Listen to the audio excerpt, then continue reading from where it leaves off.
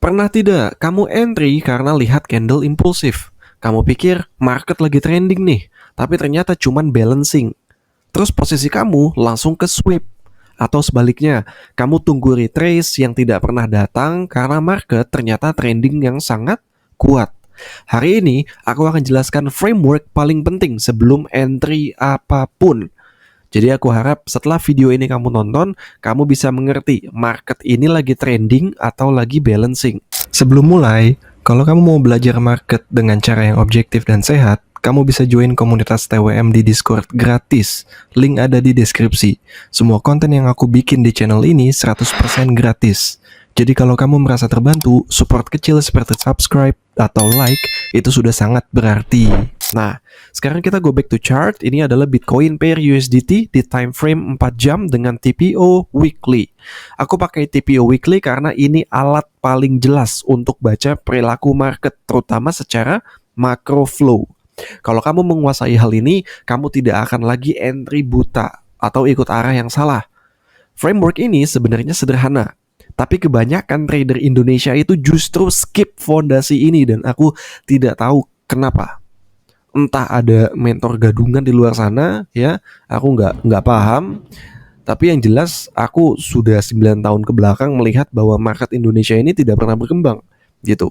Apalagi dengan metode trading yang mereka lakukan. Karena tidak ada yang bahas ini secara detail, terutama tentang bagaimana cara mengetahui market ini trending dan sideways dari TPO, ya. Oke, sekarang kita langsung masuk ke part 1. Apa itu trending? Trending berarti market sedang mencari fair value yang baru, ya. Ciri-cirinya apa, Bang?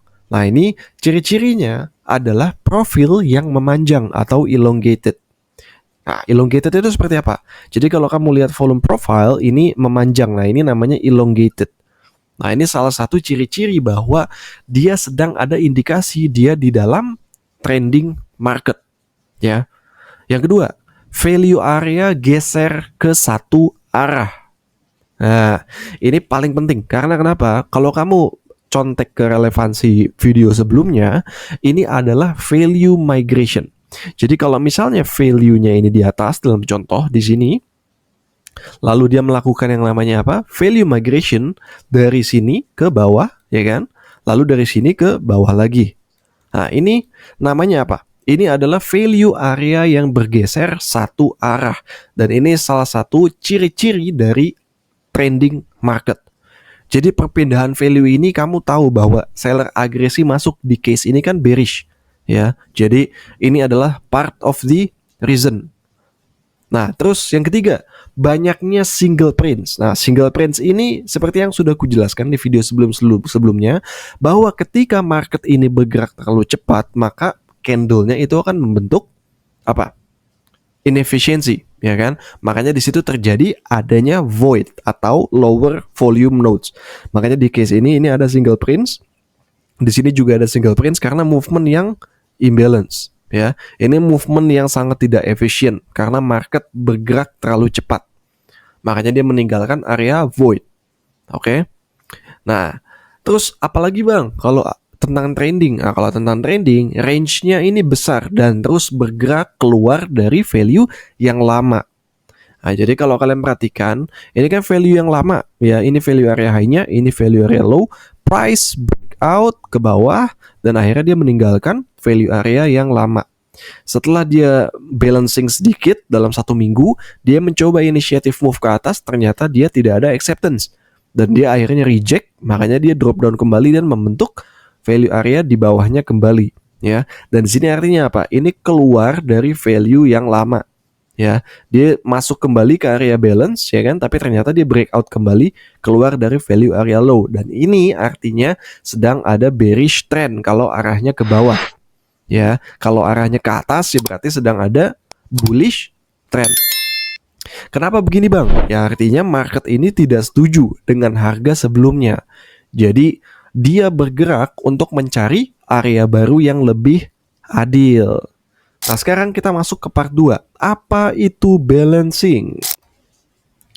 Oke, so balancing adalah fase ketika market setuju dengan value tertentu. Nah, ciri-ciri utama balancing itu seperti apa, Bang? Pertama, profilnya gemuk dan melebar. Nah, ini kalau teman-teman perhatikan di sini ada profil yang bentuknya ini menggemuk ya, melebar. Ini menggemuk, melebar. Nah, ini kan panjang, ini elongated, ya kan? Ini elongated, tapi ini ada yang gemuk, melebar. Nah, ini adalah fase ketika market setuju dengan value tertentu, ya. Terus apalagi, Bang? Value tidak bergerak banyak. Nah, ini paling penting nih. Jadi teman-teman tahu. Saat kamu pingin coba melihat apakah market ini sedang balancing atau sedang trending, kamu bisa melihat bahwa value dan volume profilnya ini tidak berpindah jauh. Ya, jadi dia saat membentuk fair value, ini fair value-nya ini nggak pindah kemana-mana. Jadi kalau kamu perhatikan di sini kan ada fair value nih, fair value ya kan. Setelah dia masuk lagi dari inefficient zone, lalu dia masuk ke area yang imbalance, ke area yang seimbang lagi, dia akhirnya melakukan namanya volume compression, ya kan. Tapi kamu perhatikan di sini, fair value-nya ini tidak kemana-mana, dia tidak ke bawahnya yang sebelumnya, dia tidak ke atasnya yang sebelumnya, dia membentuk cluster di tengah-tengah, jadi dia nggak kemana-mana. Nah terus kalau kamu perhatikan next-nya lagi, ini juga sama, fair value-nya ini tidak kemana-mana, jadi dia membentuk yang namanya cluster. Nah ini adalah ciri-ciri bahwa market itu sedang sideways. Nah jadi kamu bisa tahu kalau kamu melihat TPO ya, kamu bisa melihat alright, so market ini sedang sideways. Oh, market ini sedang balancing. Ketika apa? Ketika kamu melihat adanya fair value yang tidak berpindah ke satu arah yang sama. Dan di sini kan membentuk cluster, dia tidak pindah ke atas atau tidak pindah ke bawah. Karena kan market itu bergerak ke atas atau enggak ke bawah, ya kan? Kalau misalnya dia sedang masuk trending, kamu bisa lihat arah fair value-nya kemana. Kalau misalnya dia condong ke atas terus, perpindahannya berarti sedang bullish trend. Kalau misalnya condong ke bawah terus, berarti apa? Sedang bearish trend. Nah sama, kalau misalnya fair value-nya tidak berubah, dia membentuk cluster, artinya dia sedang balancing market. Ini fase apa, Bang, kalau balancing itu? Kenapa nyebutnya kok balancing? Nah, fase ini di mana market ini bilang harga segini masih wajar gitu, masih masuk akal. Jadi kita di sini dulu. Itu. Balancing itu kayak orang yang belum siap pindah rumah. Muter-muter di situ aja. Mikir dulu sebelum pindah ke value yang baru. Oke, sekarang karena kamu sudah paham apa itu balancing, kita masuk ke part 3, yaitu 3 kesalahan umum trader Indonesia. Ada 3 kesalahan besar yang sering terjadi. Yang pertama, market balancing tapi kamu kira trending. Nah, ini masalah paling umum nih retail Indonesia yang aku sering lihat ya. Jangankan retail yang baru belajar ya, bahkan orang yang buka kelas di luar sana sering banget kirim setup. Sekalinya breakout langsung di chase impulsif, kamu kirim setupnya ke member, balik arah semuanya stop loss, ya kan? Itu sering kasus-kasus itu. Kenapa? Karena gini, banyak orang di Indonesia ini harga break sedikit kamu entry, tapi ternyata dia balik lagi ke tengah value gitu. Akhirnya kamu ke sweep, ya. Kenapa? Karena gini, kamu melihat market ini kan seperti ini, ya kan? Kamu melihat ini ada titik di break sedikit, kamu anggap kamu bisa ambil retracement langsung. Kamu kira, oh ini ada trend establish, ya. Kalau misalnya kita play out ya, ini ternyata dia gimana? Reject, ya kan? Dan dia tidak berhasil breakoutnya. Dan pada akhirnya price pun akan melakukan yang namanya range consolidation move. Ya, jadi banyak sekali kesalahan di mana teman-teman ngelihat breakout sedikit, ya, kamu kira ini langsung bikin tren yang establish gitu, tren lanjutan, dan ini nggak begitu cara kerja market. Karena gini, kalau misalnya kamu replay dari sini ya, saat kamu melihat market ini breakout, kalau kamu nyalain TPO-nya aja di sini, kamu tahu fair value-nya ini tidak pindah. Dengan kamu nyalain TPO, kamu bisa menghindari nggak nih yang namanya false breakout? Bisa dong. Kenapa? Karena kamu udah tahu. Dengan kamu melihat fair value sebelum dia retrace, oh ya, di sini balance-nya dia sedang imbalance, dan fair value-nya dari minggu lalu ini tidak berpindah, tidak di bawah, tidak di atas. Artinya apa? Artinya market sedang balancing. Kalau keadaan seperti ini ya kamu hindari, jangan cari trade setup, ya. Yang kedua, market trending tapi kamu kira balancing. Nah, ini yang sering terjadi nih. Kamu nunggu retrace tapi tidak pernah datang. Nah, ini sering banget terjadi ya di retail Indonesia ini ya. Kamu gambar supply zone ya, gambar range order block seperti ini, kamu nungguin entry di sini ya. Kamu tebak-tebakan mana areanya yang bakal ke visit. Ya. Itu sering sekali. Kenapa? Karena kamu nggak tahu mana area yang bakal divisit. Karena kamu selama ini tebak-tebakan gitu. Ngelihat previous day high, previous day low, ya kan? Tapi nggak tahu di mana letak imbalance dan balance-nya market. Makanya saat kamu ternyata sedang melihat market yang trending, ya, tapi kamu malah kiranya market ini balancing. Makanya kamu bisa nyaman aja nunggu limit order sampai kantong kamu berduit lagi juga nggak akan kejemput. Why? Karena kalau kamu nyalain TPO di sini, kamu sudah tahu ini ada pergeseran fair value. Kalau kamu sudah nonton di video sebelumnya, kalau fair value berpindah ke bawah dari yang tadinya di atas, artinya apa? Di sini ada indikasi seller agresi masuk dan masuk ke bearish impulsive rotation, ya. Terus kalau misalnya dia pindahnya ke atas, artinya apa?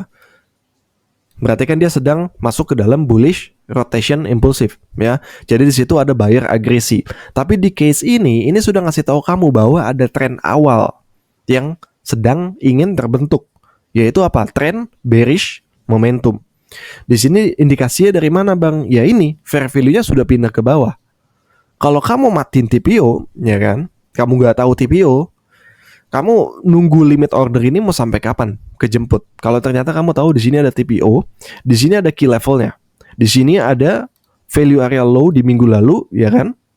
Yang kamu jadikan key level pertama. Kalau dia reject di value area low dan tidak ada acceptance masuk ke area fair value ini lagi, berarti kan dia akan lanjut turun, nggak akan visit ke atas. Jadi ini limit order ngapain kamu gambar di sini? Kamu ngira itu order block, ya kan? Itu kan gambar seni budaya doang, ya. Bukan how the market works, itu gambar.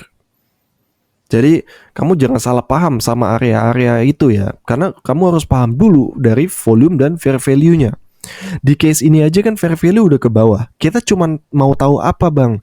Kita mau tahu di mana price ini melakukan inisiatif atau langsung ke bawah. Itu doang. Kalau dia ke atas breakout, ya kita harus tunggu saat dia ke key level value area low. Kalau misalnya dia retest, nah dia retest kan, dia retest dan dia mencoba untuk acceptance di fair value-nya. Kalau diterima, ya berarti baru dia bisa ke atas. Tapi kan kita bisa tahu dari value area low-nya saja. Kita nggak perlu tunggu dia sampai point of control, ya kan? Walaupun order block ini terbentuk di point of control, ya, di mana the most traded volume terjadi. Tapi di case ini kamu hanya fokus di mana? Value area low-nya. Kalau misalnya dia udah reject dari sini, ada indikasi reject, ini kan masih coba acceptance. Kita play lagi ya.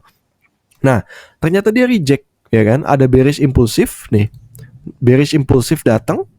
Berarti kan value area low-nya ini di respect dan dia ada rejection di situ, bukan acceptance.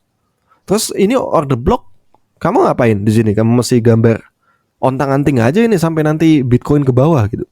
Nggak akan kejemput gitu. Inilah kenapa market trending tapi kamu kira balancing gitu. Padahal dari awal shifting fair value ini kamu udah harus tahu kalau ternyata di sini ada agresi seller yang masuk, tapi kamu masih ngadi-ngadi mikir oh iya ini sideways. Ya. Jadi kamu harus belajar TPO, ini wajib. Market structure-mu itu gak akan berguna kalau kamu gak belajar TPO. Karena kamu jadi bisa tahu kalau pakai TPO itu ada perpindahan yang namanya value migration. Kalau kamu tahu ada value migration duluan bekerja, terus kenapa kamu gak belajar value migration dulu? Kenapa kamu belajarnya MSS BOS? Ya kan? Karena institusi gak mau kamu semakin jago trading. Nah di sini aku bukain sarana buat kamu belajar dengan cara yang lebih efisien. Kamu baru bisa combine dengan confluences yang sudah kamu pelajari di luar sana gitu. Ya. Nomor 3, kesalahan umum trader Indonesia itu apa, Bang? Entry karena candle bergerak, bukan karena value bergerak. Nah, ini yang membuat banyak trader punya mindset judi.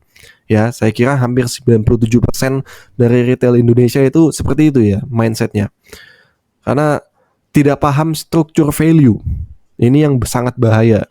Kamu anggap kamu sudah trading 3 tahun sampai 4 tahun, ya kan, bilangnya ke orang, tapi struktur value aja kamu nggak tahu. Ya kamu belajar trading dari mana berarti itu? Ya, hati-hati.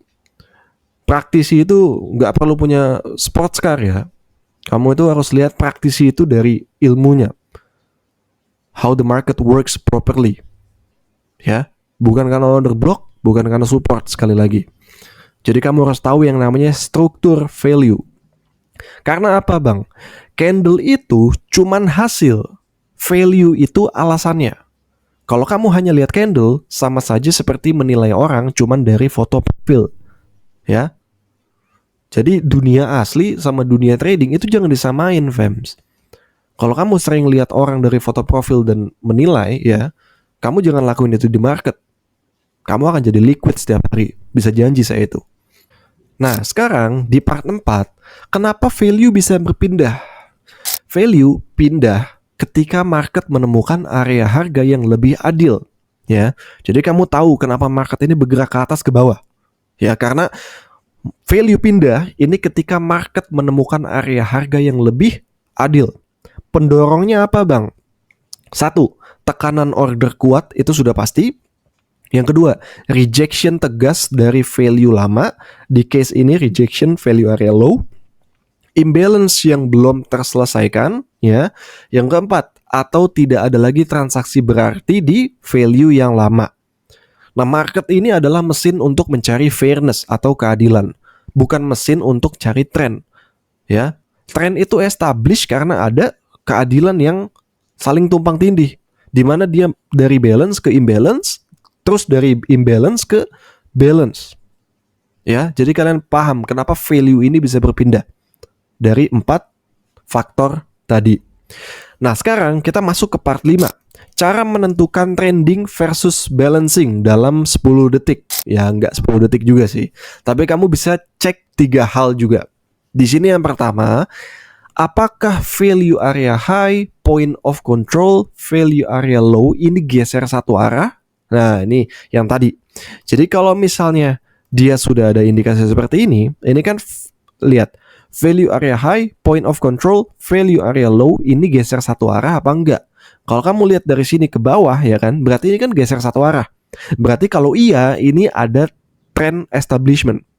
Kalau tetap di area yang sama seperti ini, misalnya kamu lihat dari volume profile yang ini, ya kan, di sini. Terus saat dia developing, dia play out di minggu setelahnya, dan ternyata si fair value-nya ini dia tetap di area yang sama. Nah, ini artinya apa? Berarti tidak ada yang geser satu arah gitu. Nah, kalau di case ini kan dia breakdown ya kan dari value area low, akhirnya dia membentuk fair value di bawah. Nah, ini artinya apa? Yang seperti gue bilang, ini cara menentukan trending atau balancing. Ya, jadi kamu tahu dengan pembentukan fair value yang di bawah ini sedang trending. Yang kedua, bentuk profil TPO. Ya, memanjang itu artinya trending, kalau mengembang dan tebal itu artinya balancing. Ya, jadi kalau misalnya dia mulai memanjang ya kan, nah ini mulai memanjang artinya apa? Ini sedang melakukan trending establishment. Kalau misalnya dia mengembang dan tebal seperti ini, dia sedang balancing. Ya, nomor 3, harga berada di mana terhadap value lama. Jadi kamu harus perhatikan relevansinya terhadap value yang lama. Kalau di atas value ya, di atas value, misalnya dalam contoh yang ini, terus nextnya ini di atas, artinya trending up. Kalau dia di bawah value seperti ini, berarti artinya trending down. Kalau misalnya dia di dalam value seperti ini, dia sedang balancing. Dan ini framework paling cepat dan paling akurat. Jadi kamu gak usah gambar-gambar garis trendline gak jelas itu. Ya, kamu boleh itu jadikan confluences, tapi TPO itu tidak pernah bohong. Garis trendline itu gampang di breakout. Ya, kamu garis trendline, pantulan 3 kali, ini alah ngadi-ngadi itu. Jebol dikit nangis kamu kena SL, ya kan? Kalau TPO kamu tahu ini balance apa trending, cuman apa? Cuman dari fair value yang berpindah. Ya. Karena semua based on volume dan total distribusi. Dan semua itu nggak pernah bohong. Gambar kalian itu bisa bohong. Ya. Nah, jadi mindset resetnya tuh apa bang? Kalau kamu pernah merasa entry selalu telat, itu karena kamu belum bisa membedakan 2 fase ini. Market balancing itu seperti orang yang belum move on, muter-muter di wilayah perasaan yang sama. Ya, jadi bisa bedain dulu, baru kamu bisa mencari area yang clear. Nah, kalau penjelasan ini membuka wawasan kamu, support channel ini supaya edukasi seperti ini bisa terus berjalan. Subscribe, kasih aku like, dan tulis komentar tentang market minggu ini trending atau balancing. See you on the next video. Thank you semuanya, semoga ilmunya semakin bertambah.